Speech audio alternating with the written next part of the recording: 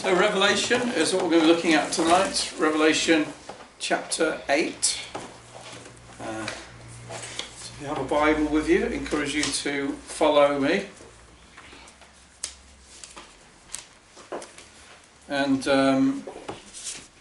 Revelation chapter 8. And tonight we're going to do two verses. Verses 8 and verse 9, which I shall read out to you. So Revelation chapter 8 verse 8. And the second angel sounded, and as it were a great mountain burning with fire was cast into the sea, and the third part of the sea became blood, and the third part of the creatures which were in the sea and had life died. And the third part of the ships were destroyed. So we're just going through, like last week we looked at the first angel sounding his trumpet. There's going to be 7 angels and 7 trumpets. So I'm just basically going through each trumpet, what John sees in the vision, and then trying to interpret what that means. That's the idea anyway. So, not the sound of a trumpet, but the sound of a mobile phone. So the second angel sounds his trumpet, and we get this imagery, right, of this, a great mountain.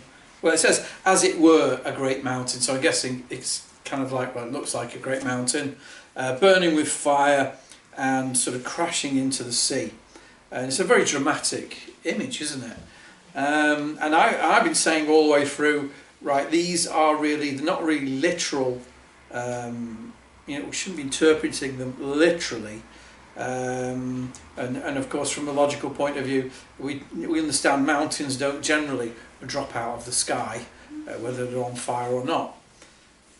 But could this be literally interpreted? There are some who do interpret these things literally, and they say, well, maybe not a mountain, but what about a meteor? I think it's meteor, isn't it? Meteorite is the bit that you find, I think, on the ground at the end. But like as it comes through, as you see it in the sky, what about the biggest meteor you've ever seen? You know, like the size of a mountain, and it comes crashing down into the sea, and the effect of that is that all these sea creatures, a third part of the creatures which were in the sea, are destroyed, and any sort of ships that are around there, they're destroyed. And you might say, well, why can't it be that? Why can't it just be, literal? That what he sees is this burning meteor crashing into the sea, and why can't it be literal? And I think the question is that why it can't be literal is why would God do that? So we looked last week at that this is the judgment of God, right? The judgment of God, and it comes first on the Jews, as we saw last week, and then on the Gentiles. And do you remember that was the principle that I said the Bible teaches, first to the Jew with the gospel, and then to the Gentiles with the gospel. But it's also first to the Jew in terms of judgment, and then to the Gentiles in terms of judgment. So this is about the judgment of God. Why would God be judging fish? Why is he taking vengeance on basically aquatic life, when biblically God takes vengeance on people? And we know there are 2 main reasons why God is taking vengeance, and why this judgment is coming. Firstly on the Jews, because it is the rejection of Christ himself as the Messiah, and their part in his crucifixion, and secondarily it is punishment for their persecution of the church.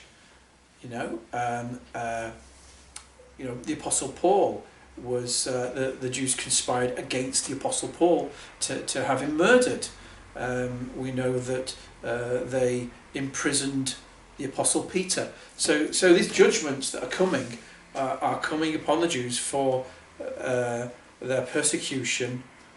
First of all, crucifixion of Christ, and then persecution of the church. So when we look at this kind of judgment that's coming, why is it coming? Same reasons. Now God is going to judge the Gentiles for their part in the crucifixion of Christ. It wasn't just the Jews alone, was it? And specifically, we're talking about the Romans, right, and their part in the crucifixion of Christ and their persecution of Christians. As we've looked at, as we've gone through this, the seven churches and beyond, we've looked at how in the Roman Empire and under the reign of certain emperors, it was very difficult to be a Christian.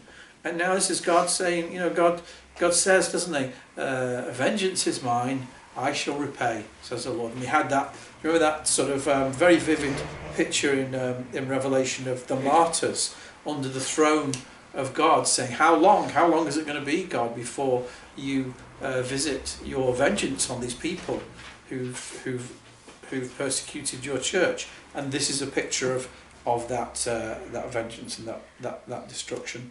So that's why I reject a literal interpretation of this. I don't see the motive.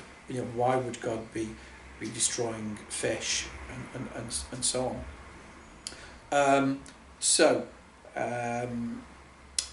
The other thing that makes me think that this can't be literal is remembering the beginning of the book of Revelation, chapter 1, where we read that this is the revelation of Jesus Christ, which God gave to him to show his servants things which must shortly come to pass. So these are things concerning the church.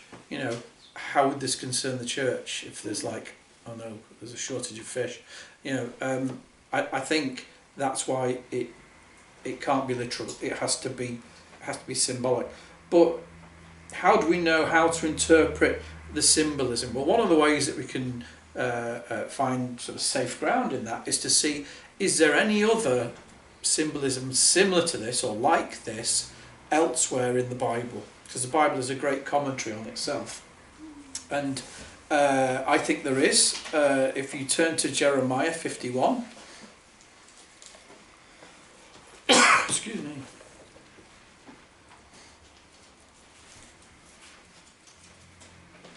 Jeremiah 51.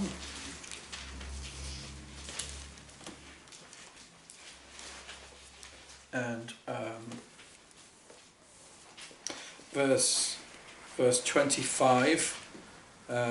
This is a reference to the kingdom of Babylon. Verse 25. And it's God speaking prophetically. Behold, I am against thee, O destroying mountain, says the Lord, which destroyeth all the earth. I will stretch out my hand upon thee, and roll thee down from the rocks, and will make thee a burnt mountain. So it's almost the same, isn't it? Like a burning mountain. And the idea is that this mountain, this kind of mighty Babylon, God is going to judge. And so I think we can take this destroying mountain here in Revelation to represent a nation or a people or a group of people who are coming in a way that is very, very powerful. And we looked at it last week. Remember, it was the hail mixed with fire and blood, and I said the fire represents the fury, the wrath of these kind of attacks. And this is typical of what happens in the scriptures, isn't it? God takes other nations, other armies and so on, and he uses them as a kind of rod of judgment. And this is what I believe is happening here in this vision, and also to be consistent with what we're talking about in past weeks and months. This should be an event taking place within the Roman Empire, so not in like China or the Americas. This is happening, I think, within the Roman Empire, and I believe that it is specifically God's judgment upon imperial Rome, upon the Roman Empire, and destroying them and condemning them because of the crucifixion of the Son of God. The history of what happened to the Roman Empire, and there is some discussion amongst historians as to, you know, what happened to the Roman Empire, why did it crumble, why did it fade, because it was just like so what's the word, ubiquitous, it was just everywhere, you know, and you know, why did such a powerful empire fade? Well, some say because of a number of things. One was moral corruption within, but another was attack from without. So according to history and according to John Wesley, give you the quote, he says, the warlike Goths broke in upon the Roman Empire about the year 250 AD, and from that time the eruption of one nation after another never ceased till the very form of the Roman Empire and all but the name was lost. So this is the western part of the Roman Empire, and there were these barbarians coming in, breaching the borders, and it was destructive, you know. So bearing those facts in mind, let's just come back to that image again. So a burning mountain falling with great force could represent the fury and the impact of a powerful enemy. Well, what about the sea, or the creatures in the sea? What could that represent? Well, I believe it represents a mass of people, and that's actually not so strange a kind of concept, really, to compare the sea with a mass of people. Often we use terms like the sea of humanity, and in fact I googled that, and I was surprised just how much it's used. Like even in journalists using it, the sea of humanity, and also like even if you go to a concert or a massive sporting event or something like that, you might say, I looked out and it was just like a sea of faces. Now people don't go, what do you mean?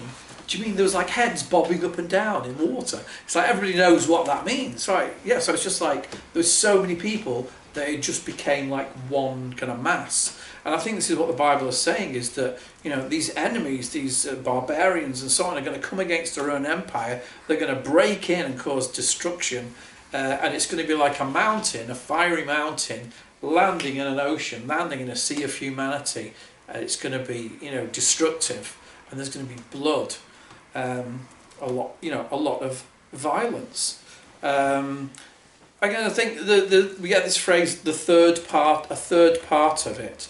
So what was it? It's a repeated phrase. A third part of the sea became blood, and a third part of the creatures which were in the sea and had life died. I wouldn't get too hung up on that. I think sometimes these numbers are again symbolic, saying a part of it. So a third part, maybe out of all the world.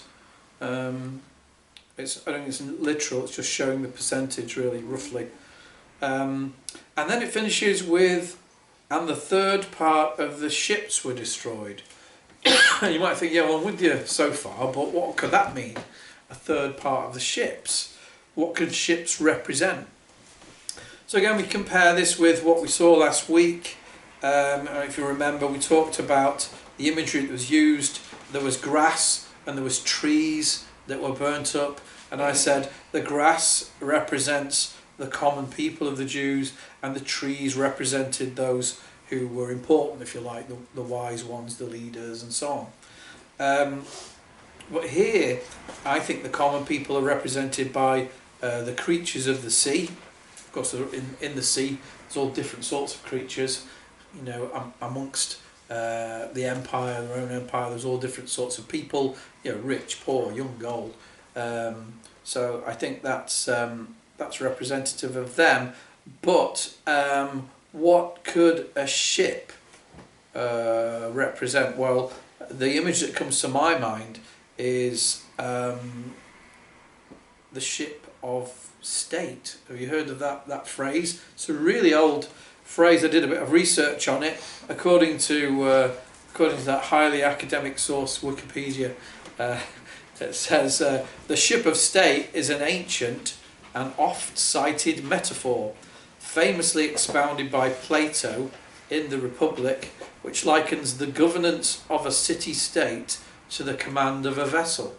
So interesting, Plato wrote something like, I don't know, about 300 or 400 BC, I think. So this would have been a well-known, concept.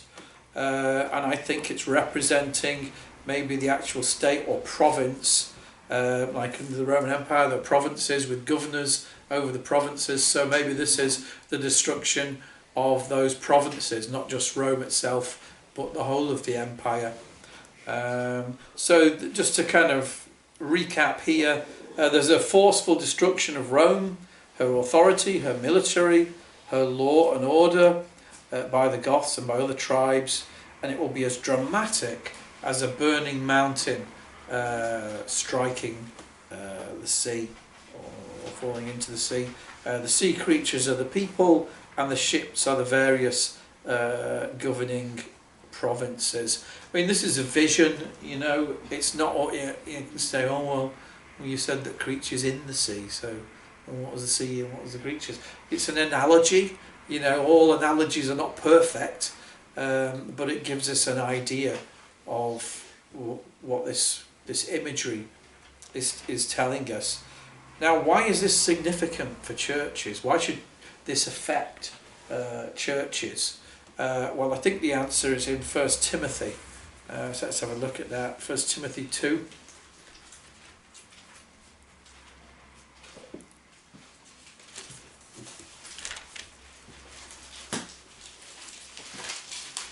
First Timothy 2, and it's the prayer that Paul exhorts us to. It's 1 Timothy 2, verse 1. 1 Timothy 2, verse 1.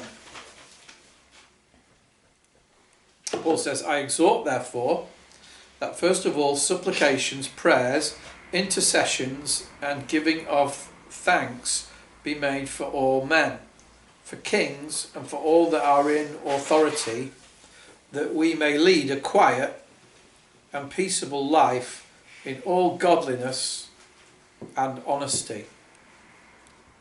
So it is very difficult to lead a quiet and peaceable life in all godliness and honesty when you're surrounded by anarchy, violence and revolution. It's very difficult to be a Christian and to walk in holiness when there's all that bloodshed and all that violence going on around you. So that's why I think the church is being warned about this, because this will affect the church at this time. This deconstruction and dissolution of the Roman Empire is no small thing. No. And it's going to affect those churches which are in the empire, which is like all of them at this time. So that's what I think this is. That's what I think this is referring to. I think that's the judgment of God upon the Gentiles, specifically the Romans, for the crucifixion of Christ and for the persecution of his church. That's the second trumpet of the seven. Right, can we get people a drink? Would you like one, sir?